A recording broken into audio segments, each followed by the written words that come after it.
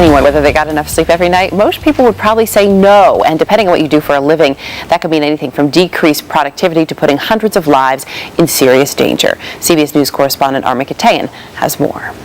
A relaxing snooze in the midday sun. A stark contrast to the alarming places some people are being found asleep these days. Places like air traffic control towers, TSA checkpoints, and it's alleged at the wheel of this tour bus that resulted in the loss of 15 lives.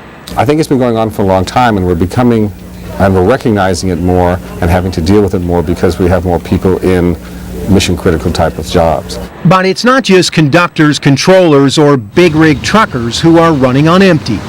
A recent study showed 35% of those surveyed reported sleeping less than the recommended 8 hours a night. Yelena Schmolenson is an actress and an occasional temp worker who catches up on her Z's in this sleep spa. You come in, you take a nap. 20 minutes in a dark room with no light, really, you will not believe the difference. At this sleep disorder center in New York, doctors and researchers are studying the effects of the lack of proper shut-eye. Increased risk of obesity, diabetes, heart problems, sickness, and depression.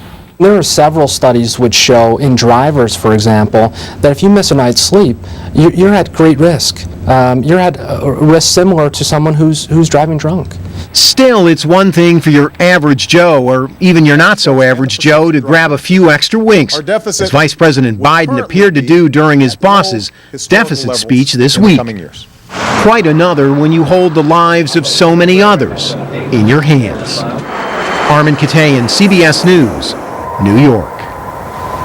Joining us now are medical correspondent Dr. Jennifer Ashton and Adam Bryan of the New York Times, who's also the author of The Corner Office. Good to have both of you with us. Morning. We talk a lot on this show about sleep and how important it is. I know you're a huge advocate for getting 8 hours a night, right. Not just from a productivity standpoint at work and safety, but you say there's a huge connection to your personal health, Jen. Absolutely, Erica, and about 70 million Americans are depriving themselves of the sleep that they need. We know that if you don't get enough sleep, it can affect your heart, your risk for heart disease, your immune system, your body weight, and your mood.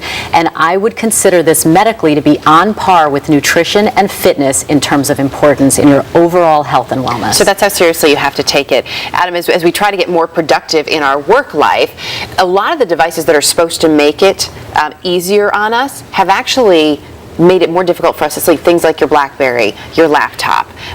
Why is it making it worse? Technology cuts both ways. We're always connected. The bad news is we're always connected. I think that gives us sort of a 3-shift day. We check our BlackBerries before we turn on the coffee machine in the morning. We put in a long day.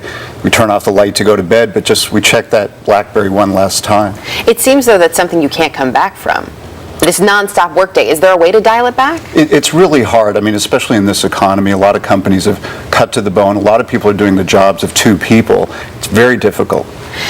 So knowing that it's difficult, knowing that people's lives are hectic, how do you then work towards, if not more sleep, better sleep? Well, I think that there's a big stigma about sleep in this country, Erica, and people think if you sleep a lot, you're not as hardworking or you're tougher. And in actuality, you're probably not taking your health as smartly and as seriously as you could. So I think the tips for people are you have to make this a non-negotiable part of your daily ritual. You have to make it a priority. You have to stick to a same bedtime routine as much as you can on a daily basis. Even on the weekends? Absolutely. You can't store up and get your sleep on a weekend that you've skimped on during the week. You want to avoid alcohol and caffeine later in the day, which can be hard if you're tired and you're combating fatigue to begin with. And as we just heard from Adam, you want to really try to unplug yourself and avoid the use of these electronic devices at least about an hour before bedtime, because they really do stimulate our brain. You need to send your brain the message, it's time to lay down, recharge, and kind of just reset your whole body. And even keeping them out of the bedroom can be important. Those blue lights can affect the way you sleep, right? Absolutely, and we've heard a lot about that. People have so many lights in their bedroom, it's almost like they're at an airport. Yeah. And when your eyes are closed, your brain is getting that stimulation. So you really want to sleep in a dark place. Adam, you mentioned how difficult it is to unplug, especially with people being asked to do more now.